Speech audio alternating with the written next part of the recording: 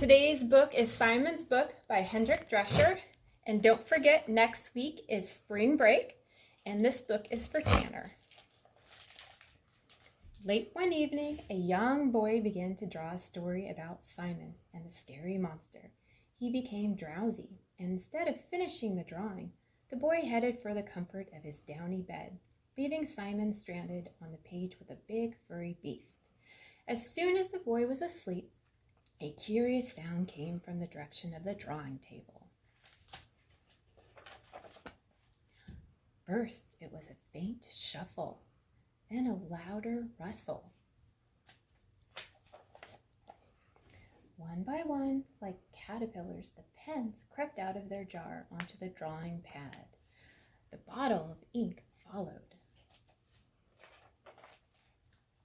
The pens introduced themselves. They promised to get Simon out of their monstrous predicament he had been drawn into so thoughtlessly. Simon shook their tails and introduced himself to the ink bottle with a very messy result. No sooner had Simon cleaned himself than the beast leaped out at the foursome. The fastest pen drew a hole in the page. They thought it would be too small for the monster to follow through. But it wasn't. On the next page, the creature chased them up a rocky hill. Simon and his friends knew a quick way to get down. Simon tumbled as the pen spun out of control. The ink bottle hit the ground with a great thud, spilling over one page.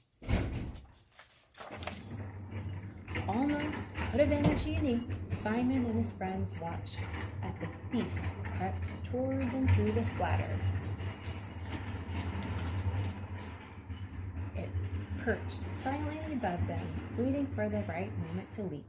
Suddenly, it jumped at Simon. But to his surprise, the beast gave him a big sloppy kiss. The monster was friendly. The foursome collapsed on the beast's back and headed across the page, happy and relieved. When they arrived at the last page, the pens drew a soft, warm bed and cover, using the last drop of ink. Soon after they had been tucked in, Simon and his new-found friend were asleep.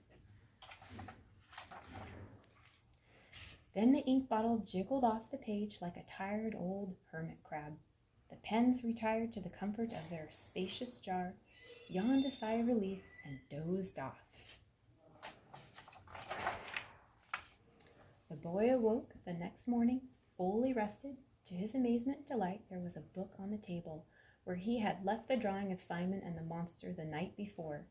And that is the same book that you've just finished reading.